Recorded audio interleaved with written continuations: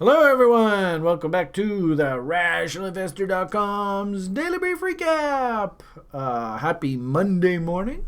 It is 2 days before Christmas. You have 2 shopping days left until the kids are screaming and yelling. And also, just an FYI for those people that do participate in the stock market, classical markets, if you will. I got notice from my broker that we're going to be closing probably at about 11 o'clock Pacific time tomorrow. So very early, shortened day. Probably a lot of pros are simply not going to show up. Holiday on Wednesday across the world. Holiday in sort of the Commonwealth countries, UK, Canada, Australia. Boxing Day on the 26th. So expect to see some wild action around here. And then, of course, 27th is tax loss selling deadline. So if you happen to own stocks that had to take a couple days to settle, you better make sure your transactions are done by then. And just FYI, I did blow out those put options that I bought as insurance at a loss to offset some capital gains that I had on the books.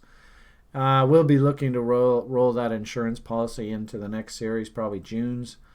And also blew out a couple dog stocks that just weren't doing anything. So I don't have any tax implications heading into the end of the year, so that's good.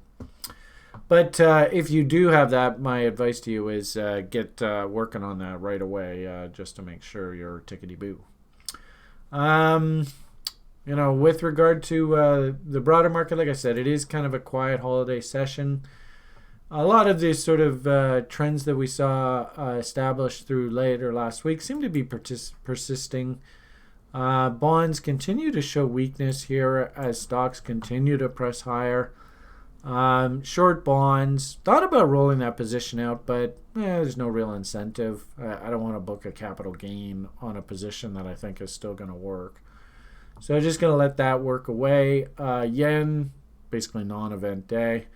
And the gold just continues to perk higher. And I put out tweets this morning, gold stocks looking extremely strong. Newmont saying, I want to be the biggest gold stock in the world by market cap. And if I have to go and buy my own shares back in the marketplace to have that happen, so be it. And vroom, vroom, up we go. But, we should take a general message about the gold sector and the gold price itself from the strength in these gold stocks. They always say the stocks lead the commodity. And we had talked a little bit about Stolly on the big gold stock indexes, but you can see out of the gate today, they were just back up and busted those tops. I think we talked a little bit about this. I'm not really the biggest fan of shorting gold right here. Seasonally, we're not in the right window, maybe in another month or so. But I do have a few of the junior speculative names on the books, but probably my biggest position, which is more of like a mid-cap kind of name. I picked up some of this Alio on that dip in the gold market here recently. And it seems to be enjoying a pretty nice day. We're up, Problem here is you can't really buy an asset like this right here. We're kind of in no man's land right now. Probably a little too early to be shorting, a little too late to be buying. So just generally speaking, nice up market in the gold market. And if anything, I love the idea of taking advantage of tax loss selling in the junior gold space. There's names like this New Carlin. They found like just a ridiculous find there in central BC. And I think this is all just tax loss selling and, of course, the weakness in the gold market. But, long and short of it here, getting back to our conversation. I hate when I get off topic like that. Sorry. Risk on continues to power higher. Interesting to start seeing some waffling in the energy market. And we're up into levels where if we did see a top come in here, it wouldn't surprise me. Bonds remain weak, and I really don't like the look. I don't like the tone. Fed's come out and said that they plan to revisit their entire strategic vision of interest rate policy going into January. Oh boy, like that's got trouble written all over it. ECB, second largest central bank, has a brand new governor who said that she wants to explore new and creative monetary policy tools. Man, I tell you, I do not like the idea of being long interest rate instruments right now. This looks really dangerous. The only thing that sort of can save this kind of conversation is if the stocks actually do end up pivoting on that 1 year anniversary. Maybe we see a bit of a reprieve in the bond market, but I don't like bonds at all right now. Very worried. But, surprisingly, like I said, the gold market has hung in there relatively well, all things considered, and now the gold stocks are pointing back up. So I got a funny feeling the gold market's getting ready for a surge here into early 2020. Specific stocks, and it's kind of interesting. We were joking earlier as we were getting this presentation ready for you guys. I think this is actually the Duke of Albuquerque's episode today. And actually, I went and bought one of his ideas. And hopefully you all, that crazy Beamish guy, he loves buying his W's. You can see what happened the last time this crazy thing W'd. Woohoo! So here we are again, going and W'ing. And actually, this thing W'd actually last week, right? The high there was 520. Last week's high was 524. We actually went to a new high here this morning, 527. I threw in a bid there at 520 to pick some up because I just love W's. And, of course, I'll buy a little bit more on any dips against the bottom end of the range here. They're in an interesting business. Like, sort of food-related, but more on the side of sort of equipment for the food industry, software, that kind of idea to make them more efficient. So it's an interesting story.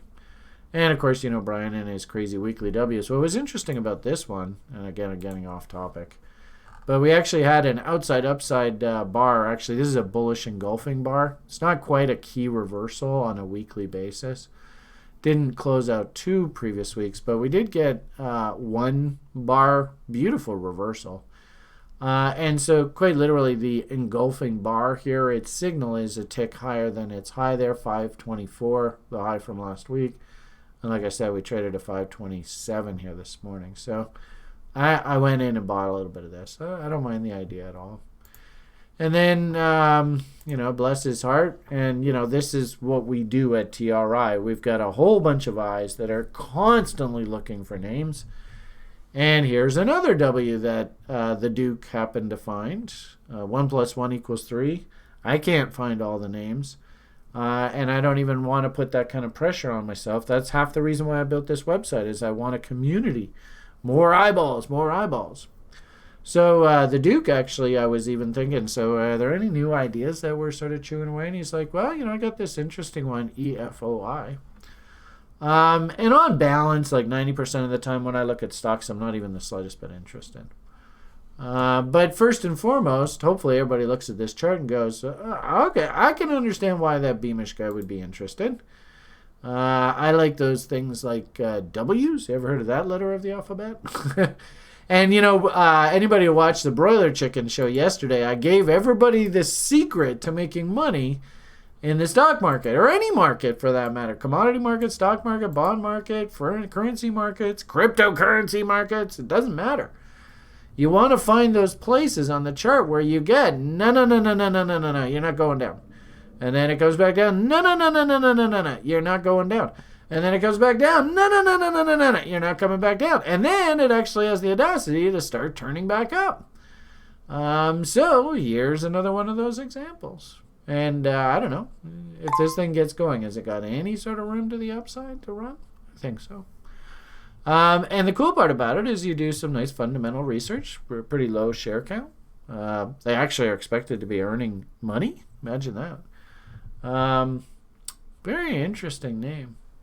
So, do your own due diligence. We here at TRI, we're not telling you what to buy. I've said this 100 times before. I don't care if you buy or sell anything that I talk about here. I'm telling you what I'm doing with my money. And I'm very interested in both of these names. And, I would strongly suggest you do your own due diligence. Take a good look at them, too. Heading on over to crypto. Crypto tastes great. Lots of volatility in the market here. There's no doubt about that. We've talked at length about things like reload zones. So now that we're back into reload zones, at least we don't have to worry about the fluff of the market. We are making lower highs and lower lows, though, which isn't encouraging. I don't like the fact that we went to a new low here, and then dead cat bounced straight right back up into this last M. If anything, this almost looks to me like a trap. I hate to say it.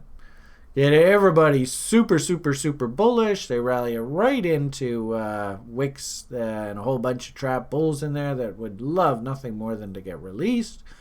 And you can even see a bunch of them got released here this morning. So the message on Bitcoin itself hasn't really changed a heck of a lot. I would say, though, we are coming into tax loss selling deadlines. So us thinking about a bottom down in here makes sense anyway from a seasonal perspective. And then also, too, we have to start thinking about what's this thing going to do into sort of happening events, which, of course, are just around the corner over here. You can see just if this is the low, and I think it's a bit early to call the low here. But you can see, I wouldn't be surprised if good old Bitcoin's up here somewhere between 10, 11,000. In fact, everybody looking at this chart could go, well, that's going to be a Hogue value trade if we accept back into value. Odds are we're probably going to rally back up into here. Wicks and tails like to be eaten. Whole bunch of trap bulls all sitting up there that would love to get released. But, does the market ever move in a straight line? No. And what I'm kind of worried, well, not worried, but what I think's probably, and of course it's just my opinion, like my opinion matters. But I get the sneaky suspicion that we're going to be trying to fractal out here. So maybe our sort of near-term future looks something along these lines.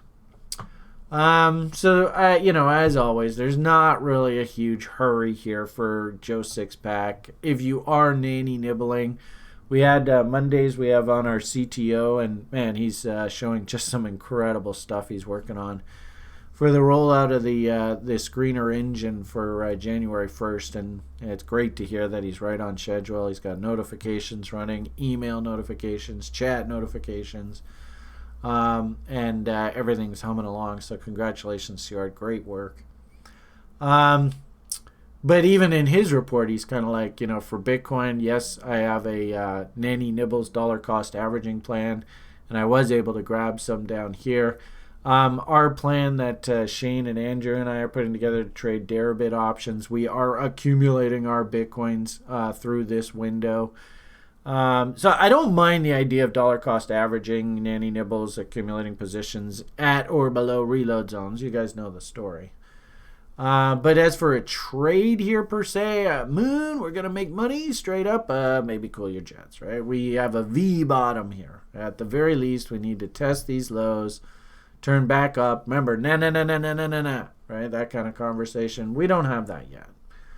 I don't think I really want to go into lower time frames, but I did explain yesterday I took a little long off of these levels, and I'm working along. I still am long. But it's nothing more than just a lower time frame trade, and I'm actually looking to take profits on a nice little against these highs here. We'll see how it goes. Came really close to move stop to trailing levels, all that kind of stuff. Right now the position is the stop is slightly in the money. So I'm not going to lose money on being long here, but I wouldn't necessarily say this is like, okay, mom and pop, you can go in and buy your Bitcoins and you're safe. No. We're not quite there yet. I will finish off this free offering with just an idea. I've been a fan of Alex Sturck and these Ubik people for quite a while. I don't know whether it's justified or not, but we'll leave it at that for what it is. It doesn't surprise me that a name like Ubik, it is in essence nothing more than an Ethereum clone. So it doesn't surprise me that it would be a week heading into the calendar year end, along with Ethereum, tax loss selling, all that kind of talk. I'm not going to bet the farm here, but, we're definitely against bottom ends and ranges. Versus Bitcoin, I've been squawking about this thing for quite a while. Double reload zones, all that kind of talk. Basically coming up against bottom ends and ranges. So I went and officially did a nanny nibble here and picked up a little bit of this Ubik here. I'm not touting it, not pounding the table. This thing could totally crap out and head right back down to Jumbox levels. And if you're familiar with the Ubik story, you'll know what I mean. If you're not, maybe do some research into this story to understand where this thing came from. But I took a little nibble down here. And we'll see what happens. Only time will tell. And as I told the community here, if we start closing below these levels here, I might just let it go. But if I get like little FU tails and the US dollar index comparison chart just isn't really moving and it's like an FU move kind of idea versus Bitcoin, then maybe I'll just leave it alone. But, like I said, we're down very, very low levels. Even if we look at this range here, you can see just on a profile basis, if we just look at the distribution of volume, I could very easily, looks like this cheeky little gap right up there. I could very easily see a move up here. What's that? 6 cents right now, maybe a rally up into the 20s or so into the spring. That wouldn't surprise me. Not telling you what to buy. Frankly, I wouldn't care if you went and bought this or not. Maybe even short it if you feel like it. I'm just telling you what I'm actually doing with my money. Okay, so there's your pre-Christmas daily brief recap. Sure hope you enjoyed it. Did a really long broiler chicken show yesterday, so lots to talk about markets there. Had a lot of fun. And learn that na concept because it really works. And using reload zones and stuff really helps you take trades off those na events.